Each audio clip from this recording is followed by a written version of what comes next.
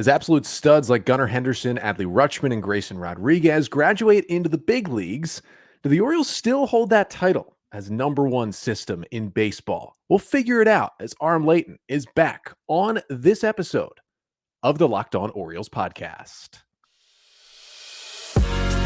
You are Locked On Orioles, your daily Baltimore Orioles podcast.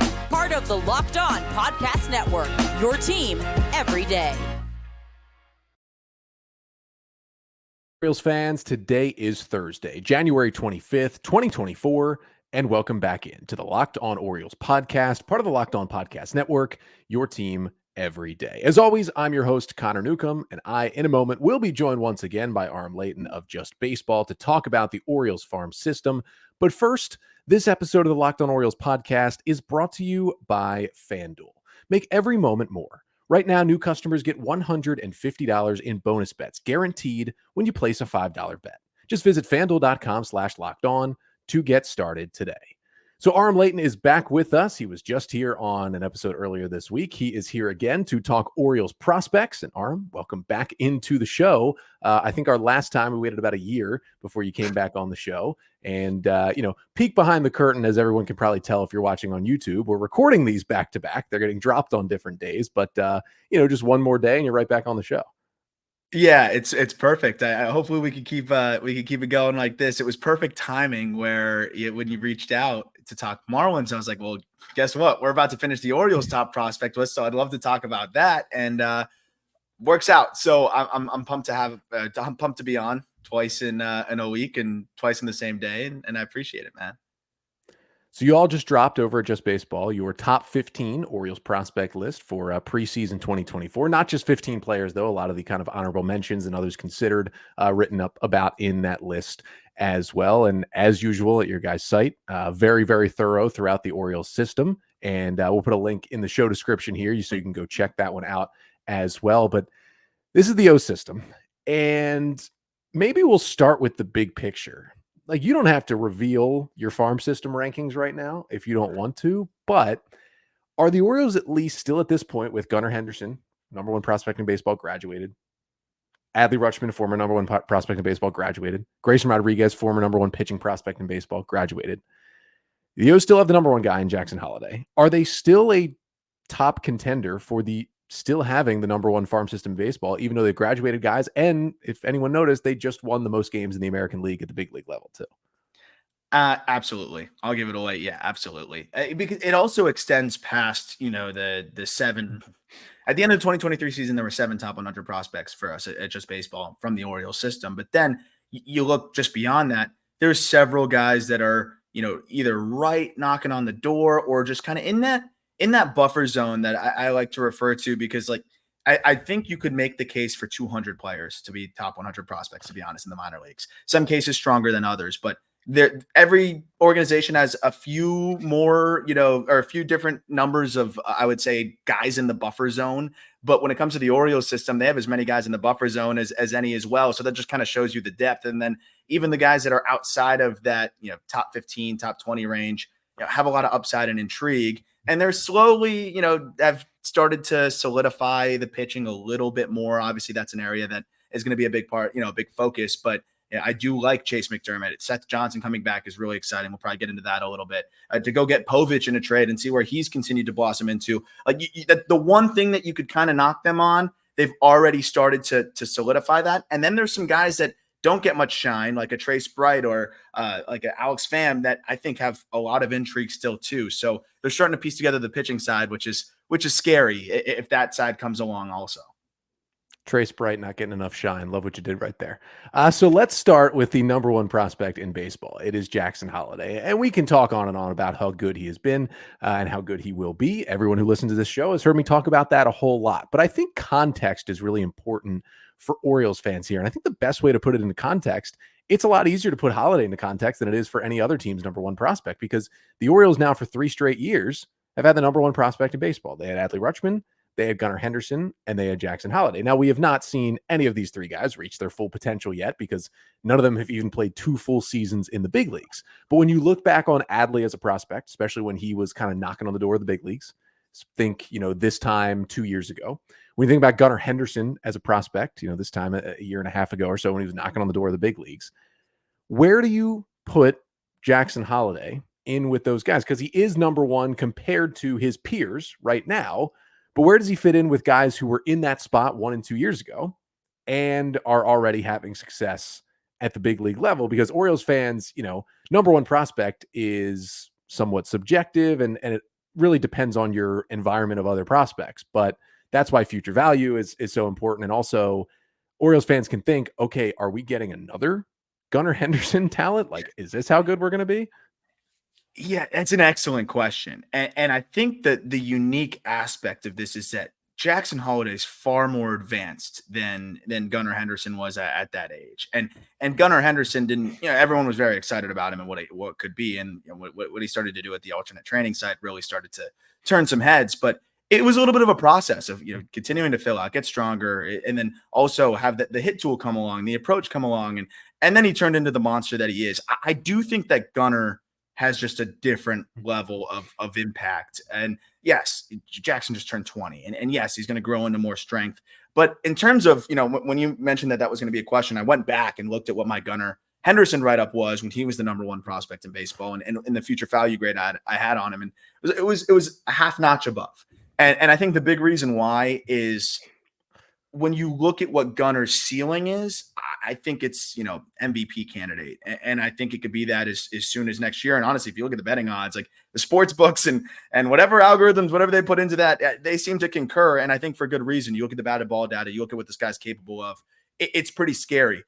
Jackson, I think, is the number one prospect in baseball. 1, because he's the number one pick. 2, because of the bloodlines, and 3, not even in that order, of course, because of the fact that he produced the way that he did and climbed up as a 19-year-old, which is just something we haven't seen. That polish is unbelievable. How quickly he's going to get up to the big leagues is unbelievable. And he's almost a unique case study of what happens when you raise your kid surrounded by unbelievable talents, unbelievable major league talents. And you have a father that helps you, but, isn't overbearing. Like, I think that's a really big part of it as well. I think Matt Holliday is like the perfect balance of being able to help his kids, be the best that they can be without just burning them out and, being hard on them. And I think you can see that with the way that these kids now, Ethan not far behind, looking like he could be even better, which is terrifying. But, I feel like the ceiling is a little bit more capped. You'll get a lot of the underlying batted ball data. Some of the things that Gunnar's able to do, I think, are just a little bit more ridiculous. And I also think Gunnar might have a little bit more defensive potential on the left side. So I'd give him a slight edge, but at the end of the day, who knows what it's going to look like in 2 years with Jackson Holliday. Maybe he can, grow into a little bit more of a physical specimen.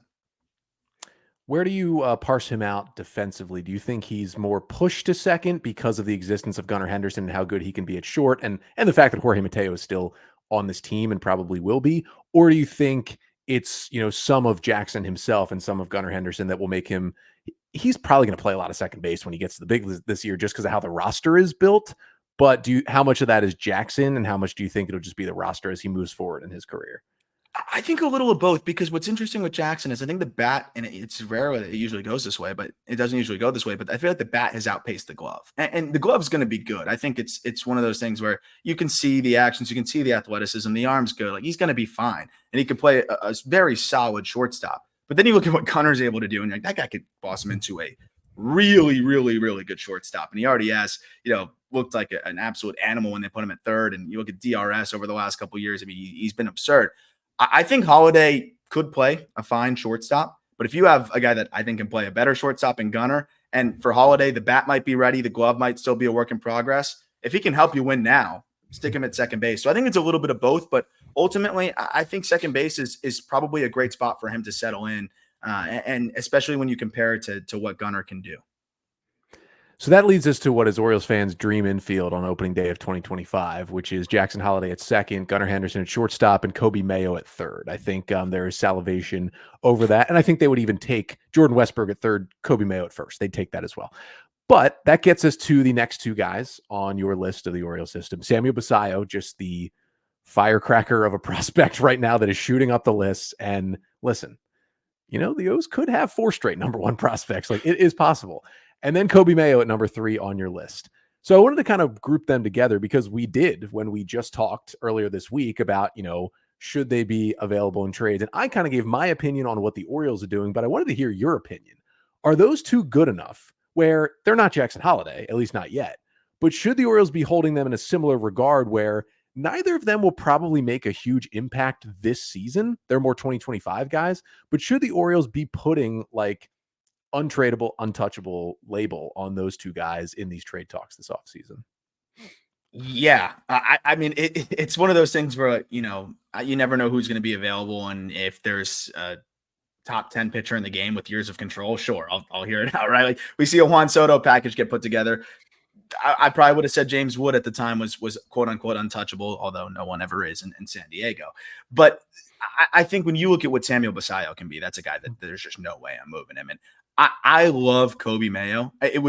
It takes so much for me to push somebody above him. Like I wanted to have Mayo at 2 so badly. And just the more I watch Basallo, the more that I've just continued to dig in what he was able to do down the stretch, particularly those 31 games that he closed out the season where, I mean, this was a teenager and a guy that was catching that is just going nuclear to the point of handling high A and then even a cup of coffee in double A, hitting 351, 450, 685 with a 16% strikeout rate and 14% walk rate in 31 games between high A and double A as a teenager in what was really his first full season.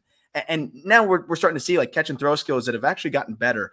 I do think that he can get himself to be a little bit more mobile back there. And I do think that he's different than some of these other catching prospects who you really have some concerns about whether they can stick there. I do think he can blossom into a passable catcher. Obviously, they've got somebody up at the big league level, but when we're talking about prospect value, it's always nice when he's able to at least play there and fill in and not be a liability. But in terms of what he can do offensively, to be producing 112 mile per hour exit velocities at 18 years old, so one of the best out of zone contact rates I've seen, for a young hitter in the minor leagues, which is important because he is aggressive. And if you're going to be aggressive, you better swing a lot in the zone, which he does, and you better make a fair amount of contact, but you also better make a fair amount of contact outside the zone to spoil tough pitches or still be able to make some impact on pitches that are outside of the zone when you make the quote unquote wrong swing decision. And it was remarkable how many times I watched Basallo, take a swing at a ball that was a pitcher's pitch, maybe a ball or two off, and he not only hit it with authority, and then other pitches just being able to spoil really good pitchers' pitches. That's going to bode well as he continues to climb. I don't know if there's another system where 2 and 3 hit the ball as hard combined as Basallo and Mayo do in the Orioles system. It's just unreal, the bat to ball skills. It's unreal, the exit velocities. And like, I have gone on record, I do not care about, yes, Coby Mayo's swing is a little funky. There's a slight hitch. It doesn't look like other guys' swings. I don't really care. I truly do not care at all. And it's funny. He's a guy too. One of my favorite people I've had on the Call Up podcast, one of my favorite interviews, because you can tell how thoughtful he is of a hitter, right? If those moves were an issue, first of all, the Orioles, they've done a phenomenal job of being able to get the most out of guys. And Coby faced his adversity in double A in 2022. He got up there and, he was hurt. He talked a little bit about that, just being a little bit banged up, but also I think there were some issues with the swing. He smoothed that out. He worked with the Orioles, cleaned some things up, and then went nuts. The very next year at Double A, and then continued it up to Triple A, and did what we saw him do last year. The big part that really stands out to me is he hits the ball in the air consistently, and I feel like that hitch that people see also is a big reason why he's able to get to his spot consistently, and I was able to create that loft that we see him go foul pole to foul pole and hit balls out, with ease. So yeah, it doesn't always look the cleanest for certain guys, but when you look at where he's at the point at which the pitcher's releasing, and you look at where he gets at contact, I got no concerns, and I don't think the Orioles do either. Yeah, they do not. Next up, we're going to get to the great Orioles prospect debate of our time in 2024. Heston Kjerstad versus Colton Cowser. We will get to it in just a moment. But first, this episode of the Locked On Orioles podcast is brought to you by FanDuel. Only a few days away here from the Orioles hosting I wish the Orioles were hosting the AFC Championship game. It's the Ravens hosting the AFC Championship game against the Chiefs. You got to take out Patrick Mahomes. You got to take out Taylor Swift. to finally get Lamar Jackson to the Super Bowl. And there's still time to get on the action with FanDuel, America's #1 sportsbook, because right now, new customers get $150 in bonus bets guaranteed when you place a $5 bet. That's $150 in bonus bets, win or lose. The app is so easy to use, and there's so many different ways to bet, like live same-game parlays. You can find all your bets in the new Explore tab, and you can even make your own parlay in the Parlay Hub. And they've got even more than that. So visit FanDuel.com/lockedon and make your first bet a layup with FanDuel, official partner of the NFL.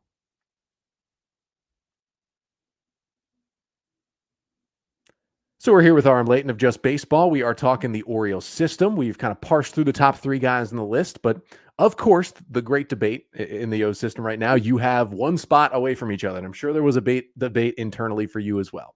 Colton Cowser and Heston Kjerstad both got their first taste of the big leagues in 2023. Kjerstad ended up on the playoff roster, didn't appear in a game. Cowser got an earlier chance, but did not look great, and then was sent back down to AAA, where he finished off the season. Neither guy really said, I am a lock for the opening day roster by what we saw last year. They still have something to prove to make the team out of spring training, but they are both still prospect eligible, and they both still could certainly spend some time in Norfolk early next season. But for you, when you were putting together this list, what was your decision, Kjerstad versus Cowser, and what led you to rank one over the other?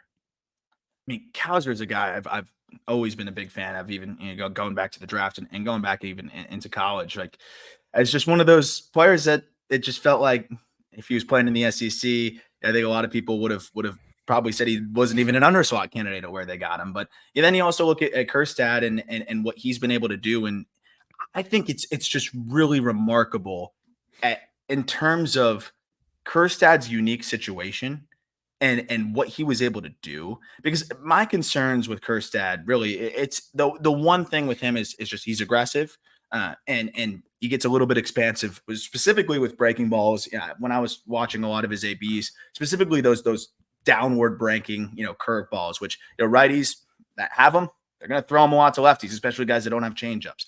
That was where I could see that approach being a little bit aggressive. He's, a 35% chase rate guy.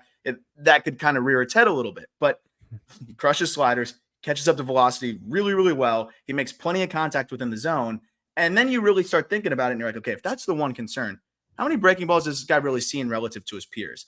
People look at the age and they consider him a 25-year-old prospect, right? Or a guy that's going to be 25 at the start of the season. But he entered 2023 with only 65 professional games under his belt.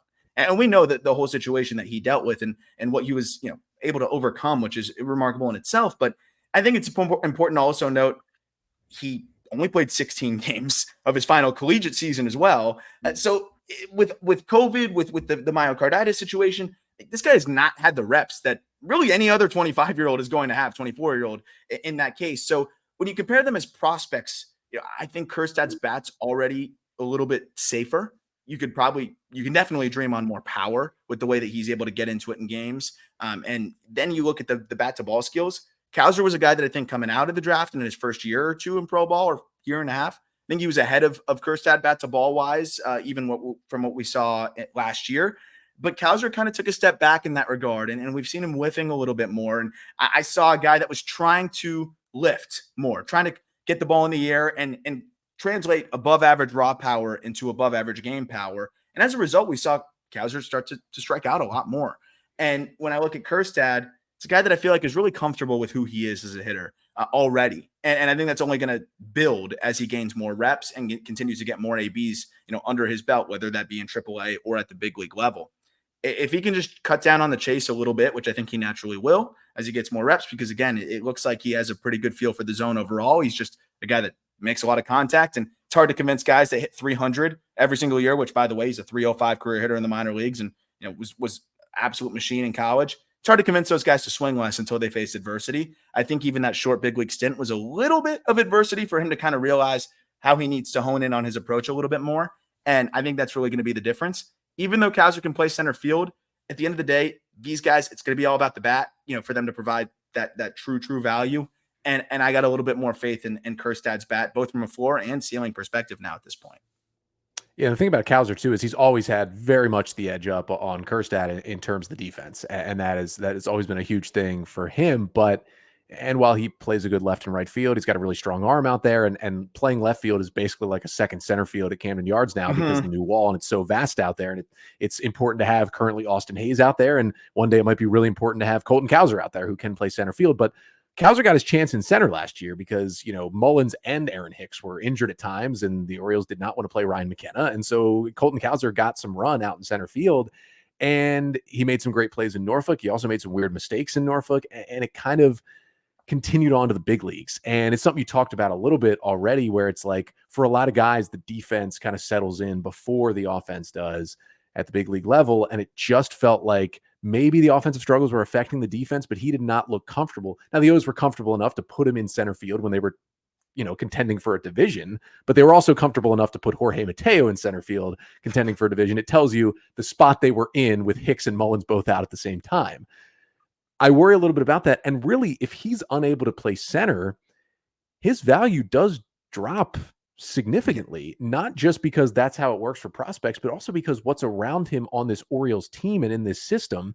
Then when you fall back into the droves of the Kjerstads and potentially the Mayos and some other guys who are more so the corner outfield types, Cowser does go a step down. I think that's what I'm a little worried about with him. And also, it feels like he's trying to become Kjerstad, where Kjerstad's kind of just himself. And that's kind of what you talked about. And listen, Colton Cowser might end up being a fantastic player at the big league level. And I have been the number one person of saying, I'm not going to say, that stint in the big leagues didn't matter. He'll be fine. But I'm also never going to say that, 40 plate appearances or whatever he ended up getting is going to define a guy's big league career, especially his first 40, 50 plate appearances at the big league level in a team that was, right in the mix for a division. But I do worry a little bit about how much he's already changed and how I think different of a profile he has now than even he had 2.5 years ago when he was drafted. I think it's an excellent point. And again, I still think very highly of him, and I think he can be a really good player, as you mentioned. But we're comparing him to another guy who could be a really good player, and we're saying, who's more valuable. With Kjerstad too, the one other separating aspect is the one thing that I was encouraged by is, Cowser went from really brutal against southpaws in 2022 to serviceable against southpaws in 2023. But to see Kjerstad and what he does left on left, I mean, he had, including his big league stint, had an 869 OPS left on left last year. And I think that's something that's going to continue to translate. And again, really the only thing is cutting down on that chase. And if he starts walking more with that profile, that striking out 19% of the time last year across every level, that's really, really impressive when you're as aggressive as he is. He rarely misses, fastballs. And that was something that got better and better and better as the year went on. It feels like a little bit of a tweener profile for Cowser, because if he's not providing, even if he can pass by in center, if he's not providing value in center, then he goes to a corner. Now in a corner, you want to see him tap into more power, because we saw that the bat to ball kind of take a little bit of a step back. And now that's where you said he's trying to be that Kjerstad. That's the challenge, because now he's trying to tap into more power. And now the thing that was naturally, a strength for him, bat to ball, is starting to kind of hedge itself too. So now you're hedging a strength, trying to, maximize something that I wouldn't say weakness, but was kind of in flux. And now I just feel like he's kind of caught in the middle. And I'm very fascinated to see how he comes out next year. But you factor all that in, and then you look at Kjerstad kind of being more true to himself, kind of knowing who he is already, on top of the fact that he had like 2 years, like 800 days off between his first professional game and his last collegiate game, and has barely played professional baseball compared to most players his age. I feel really good about where Kjerstad's going to be next year. And I can say all I want about the sample size, but it's hard to think about each of their first stints and not think about the power that Kjerstad displayed and the ability to go to the opposite field like he did, and the big spots he was put in and was able to succeed in those big spots, and Cowser not really being able to do it. I don't think it will have a long-term impact on either of those guys, that first stint, but it's hard to not think about it when you're kind of thinking about their place with the Orioles, which I'll get to in many other episodes leading up to opening day for 2024. But we got a little more to get to with Aram. That is, listen, we just talked about the top 5 guys in the system, but there's another reason why the O system is the top in baseball, is that there is still depth as you go down the list. So we're going to go a little more rapid fire on these last few guys, some of Aram's players outside the top 5 that he really likes in this Orioles system. That's coming up next.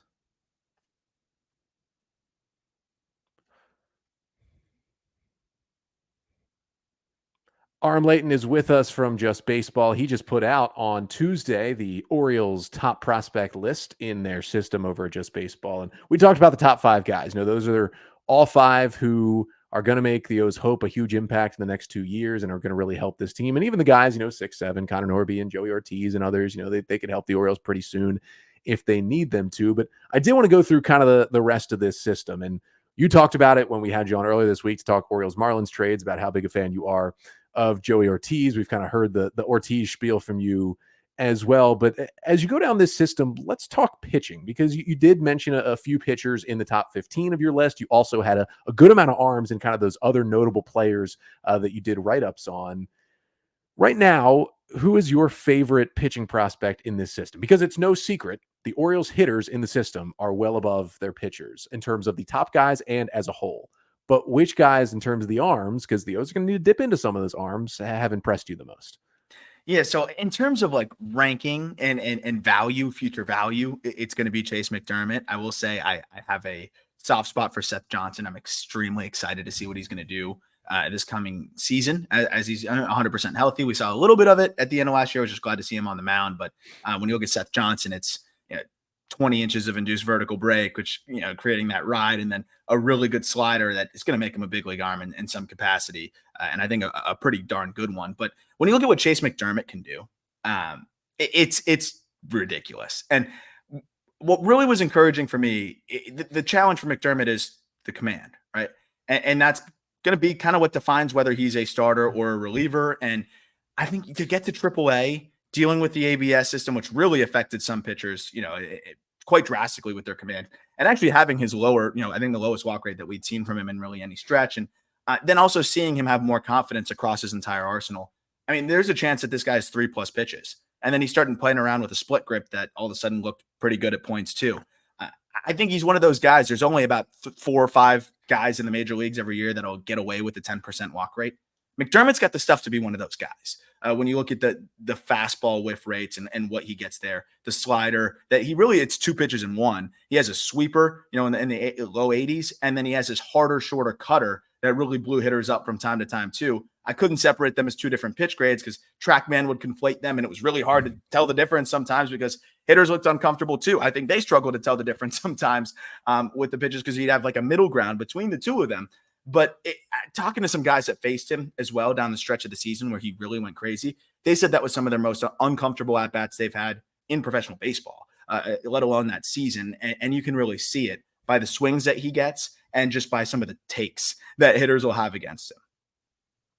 And those top 3 pitchers right now, I think this is a pretty much a consensus top 3 pitching prospects in the system right now are Cade Povich and Chase McDermott and Seth Johnson. And all 3 guys are somewhat close to the big leagues at this point. If Johnson hadn't got Tommy John, he might be already in the big leagues. But basically the only reason the Orioles have him is because he was set to get Tommy John. That seemed to be the reason why the Rays were willing to deal him in the Trey Mancini trade in 2022. But I do want to ask one bigger picture question about the pitching, and then we'll get to some lower level names that you're excited about in the system. It's just, the Orioles, Kyle Bradish has been an unbelievable success story for the Orioles pitching development. He looked like an ace. I've been on the Kyle Bradish train for 3 years. It's been my biggest W as a predicting prospects guy on the Locked On Orioles podcast. It's been awesome to watch him pitch. Grayson Rodriguez, they figured out what was wrong with him in the first half, and he came back and was awesome. He was the number 2 guy right behind Bradish down the stretch. And, they've been able to, major league development wise, bring in some relievers on waivers, the Cianel Perez's of the world, the Yennier Cano's of the world, obviously, fixing Felix Bautista, they've done it. Now, this might be a little nitpicky what I'm about to say, but it's true. Mike Elias has yet to draft and develop a pitcher who has made any impact at all, really, at the big league level. He did not draft DL Hall. He did not draft Grayson Rodriguez.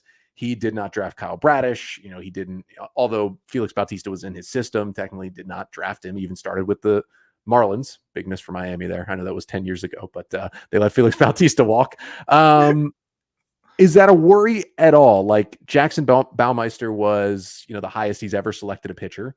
They tried to get Nolan McLean last year and just couldn't get him in for whatever reason that it was that he didn't sign with the Orioles. And even then, he was a two-way player in college. But is there a worry at all? Because the O's have been so good at drafting hitters, and we know the pitching is behind the hitting, which is okay right now. And the top three guys I just mentioned were all acquired in trades, Povich and McDermott and Johnson. Is there any worry there? Because to sustain this long term, you have to be able to at least draft and develop some pitching, even though you can tell by the O's, their number one priority is not to draft the pitching, it's to acquire it. You still got to do some of it, though. Yeah, it's interesting because I feel like, at least from the amateur to professional, scouting side of things, not just the scouting professional to go get a guy that you trade for, I feel like the amateur scouting on the pitching side has been a little bit surprising. Like, I wasn't even a big fan of McLean's, honestly, as a pitcher alone. And some of the other guys that they've targeted, it's been interesting. But then when you look at the way they've been able to develop some guys, D.L. Hall graduated based on our prospect threshold. After 30 big league innings, we want to keep the list fresh. We'll graduate him, even though he's technically still intact for some other outlets. I look at what he did down the stretch. It wasn't just the move to the bullpen. They adjusted his mechanics. His release point dropped by about 0.2 feet. They made some tweaks to his delivery, and it translated, right? He looked a lot better. I really believe in the development side. I think that we've seen some turnover. We've seen them add some people that can really, I think, help get the most out of their arms. And I think you're seeing that in real time. I really believe in what they're doing from a development perspective. I'm still waiting to see a tangible change in the amateur scouting approach to, the pitching side of things. So I wouldn't say concerned, because I like what they're doing with the development side, and you can develop. All these kids are so talented now. Like, you can draft some of these arms. If you develop well, you'll still find some arms. But the one question I still have is the amateur scouting approach to the pitching side. But I love what I'm seeing from the development side. And hopefully Jackson Baumeister, a Kiefer Lord, some of these other guys who they brought in from this year's draft might start to push that in the right direction. All right, Aram, let's finish up here with this. Give me a guy or two who's a little further down the lists in the system, who's not a Jackson Holliday right now, who's not a Coby Mayo right now, or Samuel Basallo. He's not a guy that's maybe on the doorstep of the big leagues, but that you've been chomping at the bit to talk about since we kind of scheduled this episode that's sitting right there with a lot of talent in this Orioles system. I think Braylon Tavera is the guy that's gonna really stand out this year.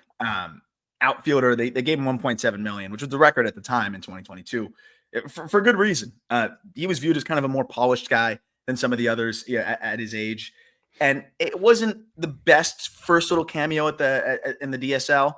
And then he made some adjustments. He put on some strength as well, and we saw him really show out at the complex. And the way that he looked down the stretch really impressed me. I like the swing a lot now where he's at. I think there's a above average power to dream on there. There's an above average feel to hit. He's one of the more advanced hitters at the lower levels, especially in the complex league levels. I mean, chase rate below 20%. But I think Tavera's got the stuff to start to really break out this coming season, between the approach, between the feel to hit, between the ability to tap into what I think is above average power already to the pull side, with some hits and balls really, really hard. And he's got a really good feel for his body. He's got this big leg kick, but he repeats it well. It's really rhythmic, and he seems to just know who he is as a hitter. I'm excited for Tavera, and I think he's going to be kind of that big breakout kind of name this year in this Orioles system that I think he's going to make a lot of noise and be just the next exciting prospect that they have. And I think you might be the high man on Tavera, having him up in that top 15 in the Orioles system. So give me one more name. Somebody outside of the 15, could be in your players to watch part of the write-up. Could be somebody you didn't even write up, but you had your eye on in this system that's exciting you. I like Trace Bright, as I mentioned earlier, and I'm glad you asked this question so I can elaborate a little bit more on it. He's got a little bit in a different way, but a little bit of that, the same thing that I like about Seth Johnson, right? He's got the fastball with the ride, and then tunneling off of that, this hammer of a curveball that just breaks straight down. For Seth, it's more of a sweepier slider, but it's just the way that it tunnels out of his release point. Similar here, where you have Bright just getting tons of whiff on fastballs at the top of the zone, gets pretty good extension, gets on hitters pretty quickly. And then he just picked up some ugly swings on just hammer type of breaking balls working straight down. And I look at some of the data on it. You look at some of the swings, you look at some of the starts that he had. He's a big dude, 6'4", 210 pounds. Looks like he can, shoulder a pretty good workload, and already starting to show a feel for a third pitch, and has already mixed in a changeup a little bit. That's the big question, the work in progress here. But that fastball curveball combination, especially just the fastball alone and the whiff that he can get there, it's going to make him a big league arm in some capacity. Age 23 season, if he can develop that slider as a third pitch or see that changeup make a leap, I think he's got a good chance to be a solid starting option in the back of a rotation. But I think they've got a big league arm here one way or another. And if he moves into the bullpen, that stuff ticks up. He could be a big whiff, kind of option for them. Yeah, he could finally be that first guy drafting and developing a pitcher. I know Justin Armbruster kind of in that group as well, where he's in AAA and kind of knocking on the door to be that first guy to break through there of the Mike Elias regime, and hopefully we'll see that in 2024. Aram, thank you so much for joining us once again. Where can everyone find you? Where can they find you specifically talking baseball, talking prospects, and talking O's prospects? Because this is the perfect time to do this, as we talked about, because it was all in your head, that list just coming out over at Just Baseball. Yeah, it was perfect, and I'm always glad to be able to get two episodes in with you. So it was a lot of fun. Thanks for having me. And by the time this is out, people can check out our even more in-depth breakdown of kind of what went into each of the rankings on the Call Up podcast, where we'll talk about all these guys. But we've also interviewed several of them. You can go check out our interview with Coby Mayo, Kate Povich, and some other Orioles prospects. And then again, at justbaseball.com, always putting out these rankings. Going to have a top 100 update coming out relatively soon. And then on the Just Baseball show, where we have Walker Buehler on every week, and we'll be going back to 5 episodes a week to keep you up to date on everything going on in the Major League Baseball ranks. So our thanks to Aram Leighton for pulling double duty this week. 2 episodes with us. That will do it for the week, unless the O's make a move. Hopefully, maybe they'll bring in a starting pitcher. If not, I'll be back with you next week. Until then, I'm Connor Newcomb, and this has been the Locked On Orioles podcast, part of the Locked On Podcast Network. Your team every day.